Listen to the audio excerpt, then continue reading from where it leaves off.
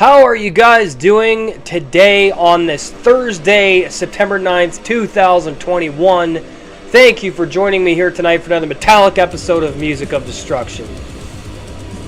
Bringing you guys the very best in metal-related content right here on YouTube. This is the only metal channel you need, man. It really is.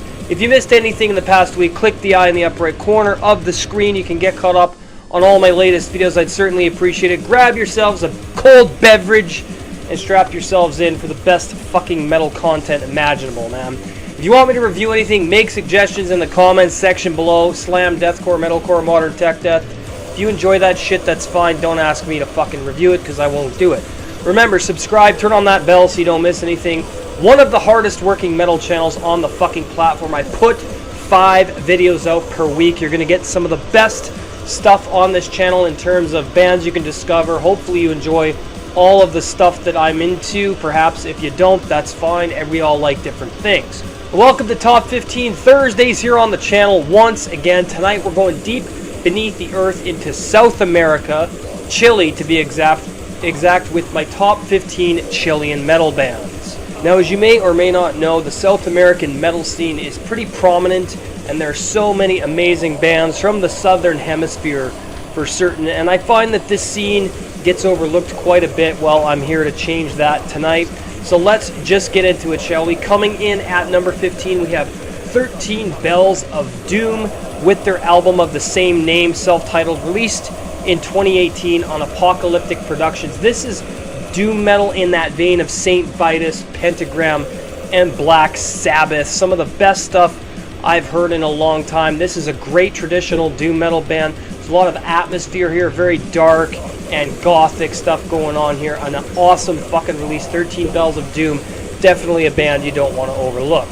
Coming in at number 14, we have the band 1879 in Tiempos de Guerra, released in 2013 on Razed Soul Productions. This is black metal with a lot of destructive war overtones and a lot of hatred. Very raw and primitive, but very blasting and cacophonic and savage. Some of the best stuff I've heard. 1879 is an awesome band, and yeah, this is stuff you're not going to want to overlook. I really appreciate the historical aspect of this. If you want to look up what year 1879 was significant for, I'm not going to get into it here.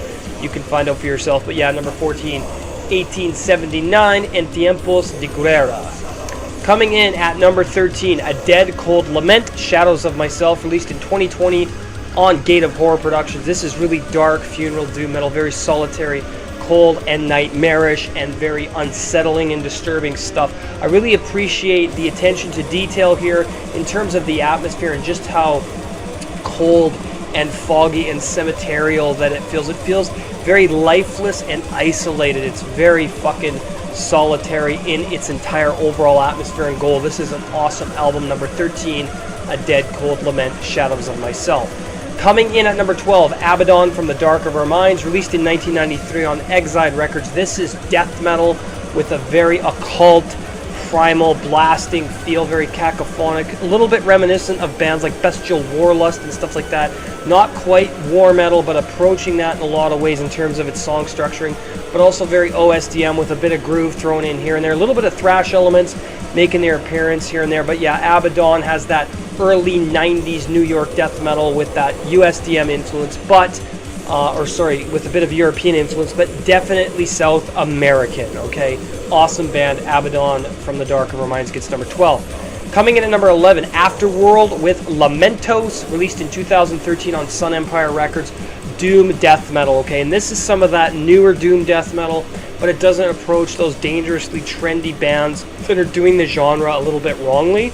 It more approaches the old school, and that's what I really love about it. You get a very dirty production here. It's a bit clean, but it's got some filth in there.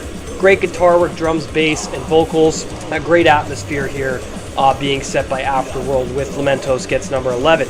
Coming in at number 10, Apostasy, Sunset of the End, released in 1991 on Sullen Productions. This is pure fucking thrash metal, guys. Awesome, very great emotions going on here. Great drum work, bass, vocals, a bit of a dirtier production, and one of those bands you don't want to overlook. Apostasy does take influence from the 80s thrash metal bands, both in the US and in Germany, but also have their own unique Chilean South American sound. So make sure you check out Apostasy, Sunset of the End. Gets number 10. Coming in at number 9, Bestial Mortem with Exordio. Released in 2016, independently blackened death metal that approaches black death metal as war metal. I really love how savage and primal and primitive this is. This has got a very primitive, dirty recording quality, but very raw, I mean, as well, but very dark. Okay, Bestial Mortem is one of those very dark bands, and I cannot wait to get this. This is probably a release that I would say I put in my top 50 if I was going to do a war metal video. Bestial Mortem would definitely be in there. Exordio gets number 9. Coming in at number 8, Bewitched with Dragonflight, released in 1997 on Picoroko Records.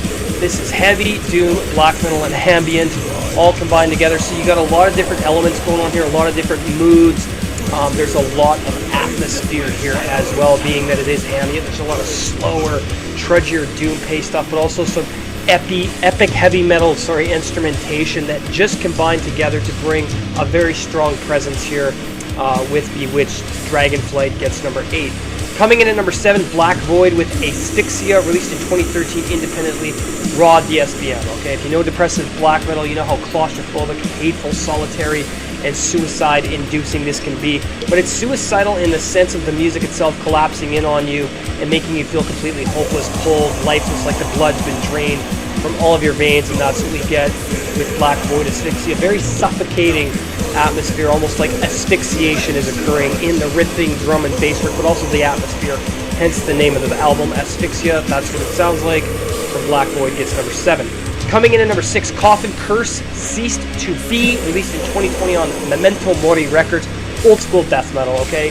Very raw and aggressive, very primal, putrid, got some doom metal elements, a little bit of thrash metal elements, but that raw, putrid, dirty production that we've all come to know and love from the early 90s bands, both in the New York death metal scene, the Florida death metal scene, as well as Finland and Sweden and stuff like that. Again, a lot of those influences showing up here, but again, Ceased to Be from Coffin Curse has that South American death metal sound. Yeah, you can hear influences from everything I mentioned, but again, a very unique band. Number 6, Coffin Curse Ceased to Be.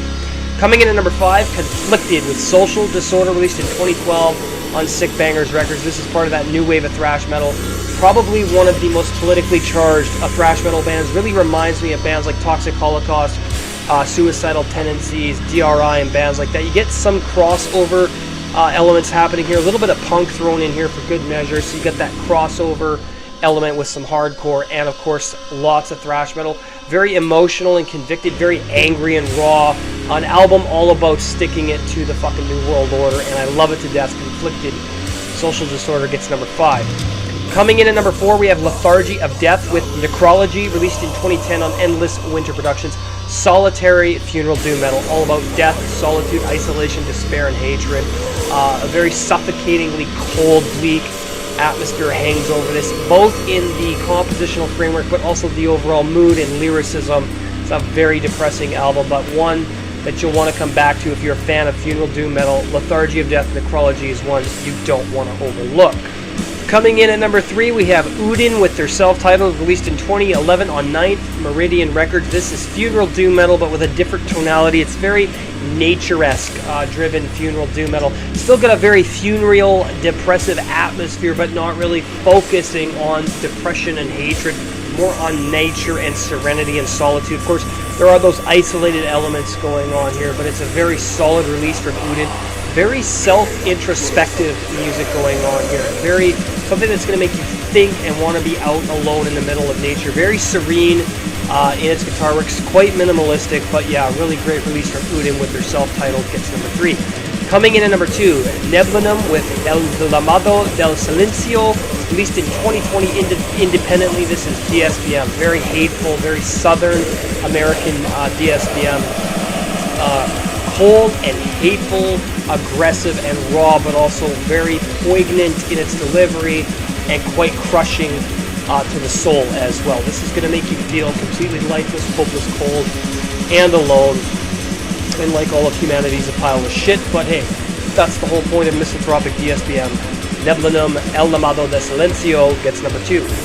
Coming in at number 1, Putrid Evocation, Eternal Gloom, A Void of Agony and Repugnancy, released in 2021 on Burning Coffin Records. This is old school cosmic death metal with ambient interludes and overtones and stuff, so there's a lot of ambience going on here. I just heard this album like fucking 17 hours ago, and I was immediately blown away by this. I had to buy the cassette. Make sure you head on over to their Bandcamp and purchase this.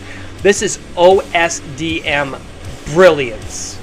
Absolute OSDM brilliance with that dark, ambient, cosmic energy and emotion here. It's very nightmarish and surreal, very hallucinatory and very chaotic and destructive stuff going on here with Putrid Evocation, Eternal Gloom, A Void of Agony and Repugnancy.